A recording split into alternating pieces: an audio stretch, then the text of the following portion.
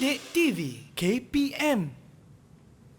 Kembali menonton Didik TV KPM bagi slot menengah atas. Hari ini mata pelajaran kita matematik. Topik kita teori dalam rangkaian graf. Masih bersama dengan Cikgu Hadi dan juga jurubahasa isyarat kita hari ini, Cikgu Muhammad Bukhari. Baiklah, jom kita nak teruskan sesi pembelajaran kita. Silakan Cikgu. Baiklah, tadi kita dah lihat macam mana untuk melukis pokok. Baik. Ya. Kalau boleh saya ulang balik. Untuk melukis pokok, kita ada bucu dan juga tepi. Mesti tepi adalah kurang satu daripada bucu. Kalau baik. ada 3 bucu, maknanya ada 2 tepi. Baik. Kalau ada 6 bucu, maknanya ada 5 tepi. Dan baik. garisan mesti berkait di antara semua. Baik. Baik.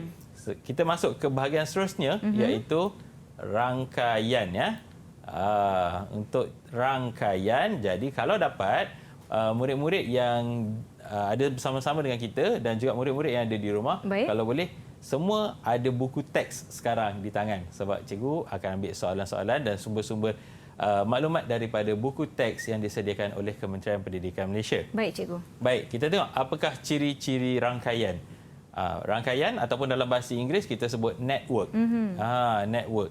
Jadi, ciri-ciri rangkaian dia adalah graf yang mewakili maklumat yang bertindih atau bersilang. Okay, dan ini digunakan secara meluas dan merangkumi hampir semua bidang dalam kehidupan seharian. Baik.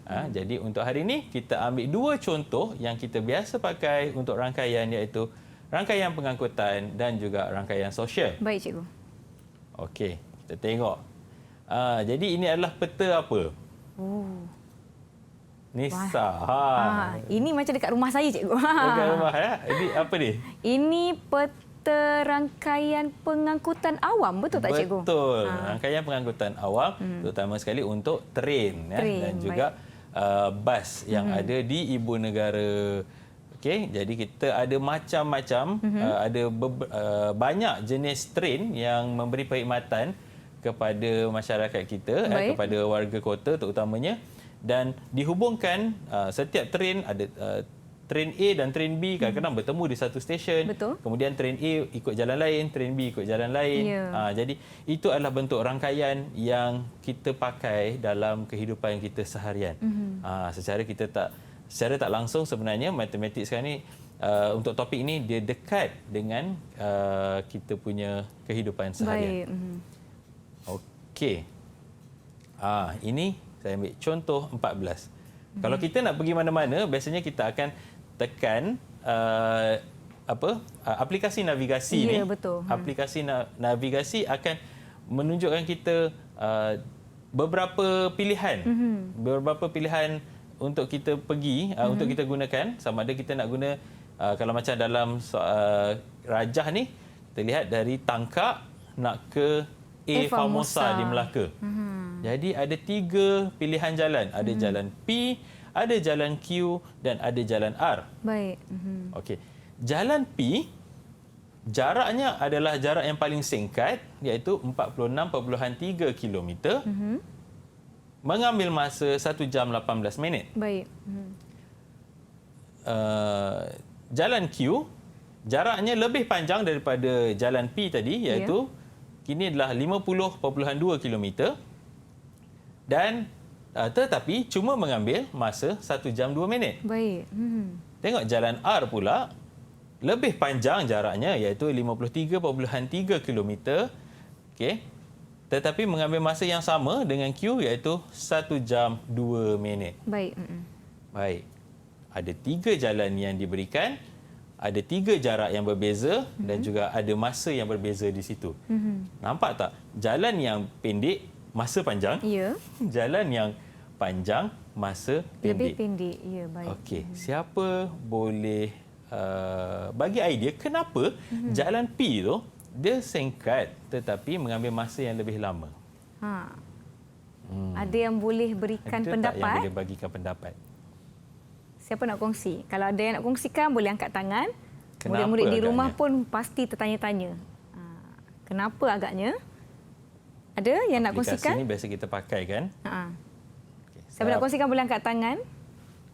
Mungkin mereka juga tertanya-tanya, Cikgu. Mengapa agaknya? Tu. Silakan Amni. Jawapan dia mengambil masa yang lebih lama sebab ada kesesakan lalu lintas.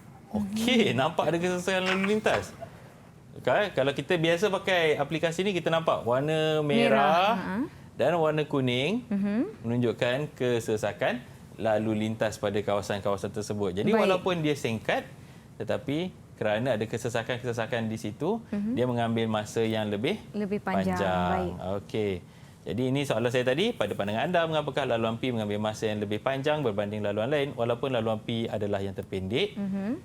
Okey, so tadi Amni dah bagi jawapan, jadi jangan lupa bagi ganjaran untuk Amni. Okey, kita tengok contoh 5. Okey, kali ni kita bagi contoh 15. Ini ada dalam buku teks juga. Jadi kita ada nama murid dan juga permainan yang digemari oleh 6 orang murid ini. Okey, jadual di sebelah menunjukkan data 6 orang murid dan 2 jenis permainan yang diminati. Tukarkan maklumat yang diberi dalam bentuk rangkaian. Okey, jadi macam mana kita nak tukarkan nama murid dengan permainan yang mereka gemari ini kepada bentuk rangkaian? Macam mana kita nak selesaikan? Okey, ini cadangan strategi penyelesaian dia. Jadi kita tentukan bucu dan tepi. Adakah nama murid sebagai bucu atau nama murid sebagai tepi? Adakah lebih baik jika permainan dijadikan sebagai bucu? Yang mana? Kalau Nisa rasa yang mana? Saya rasa nama murid sebagai bucu. Nama murid sebagai bucu dan permainan sebagai tepi. Okey, kita tanya pendapat kawan yang lain pula. Adakah mereka mempunyai pendapat yang sama atau berbeza? Ada yang nak kongsikan? Silakan Insyirah. Sila Insyirah. Pada pendapat saya pula, permainan lebih baik dijadikan sebagai bucu dan nama murid dijadikan sebagai tepi. Okay. Nama murid dijadikan sebagai tepi. Okey. Kalau saya setuju dengan Insyirah. Insyirah, baik. Mula pun saya nak buat juga nama murid sebagai bucu. Dan kemudian permainan jadi tepi. Tapi bila saya buat, dia jadi rangkaian itu jadi serabut. Okey, contoh macam ni kan, kita ada Edmund. Okey, saya boleh tuliskan ni Edmund, saya tulis E. Baik. Edmund dia suka badminton dan catur. Kemudian siapa lagi yang suka catur? Rajan dan Aina. So saya boleh pergi ke sini, Rajan dan juga Aina. Baik. Okey, Rajan suka apa? Rajan suka catur dan bola sepak. So bola sepak di sini. Dan siapa yang suka bola sepak pula? Tak ada. Azwan. Azwan. Ya, Azwan. Dan kita boleh ada Azwan pula dekat sini.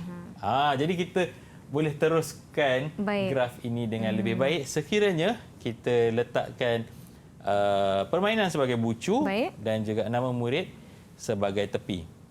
Okey. Ada siapa-siapa nak tunjuk contoh jawapan masing-masing?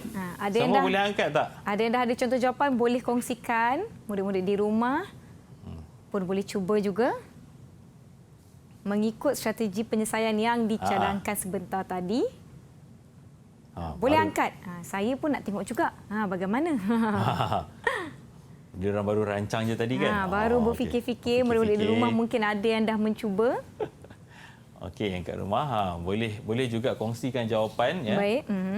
Boleh juga kongsikan jawapan di media sosial masing-masing kan? Ya, betul. Ada yang mungkin sependapat dengan saya tapi bila dijelaskan, oh ya, lebih baik. Okey, ini antara penyelesaian. Baik. Kalau kita teruskan yang tadi, jadi kita dapat nampak sepak takraw, Azwan seorang saja yang minat. Ya. Dan bola sepak ada Rajan dan Azwan. Catur ada 3 orang, Rajan, Aina dan Edmund. Kemudian disambungkan terus Maria suka badminton dan juga bola jaring, Aina catur dan bola jaring, dan Jenny bola jaring dan bola tampar. Baik. Okey. Jadi baiklah. Itulah dia bentuk penyelesaian yang boleh berlaku ataupun yang boleh dijadikan satu bentuk penyelesaian kepada rangkaian dalam jadual yang kita berikan dalam contoh 15 tadi. Baiklah, nampaknya murid-murid kita sedang cuba menghasilkan pokok mereka, graf pokok mereka. Murid-murid di rumah juga boleh teruskan. Rangkaian. Murid di rumah juga boleh teruskan aktiviti anda. Kita akan berhenti seketika. Jangan ke mana-mana. Kembali selepas ini di Didik TV KPM. Rangkaian ni cikgu. Maaf, cikgu salah pula. Pokok yang tadi tu.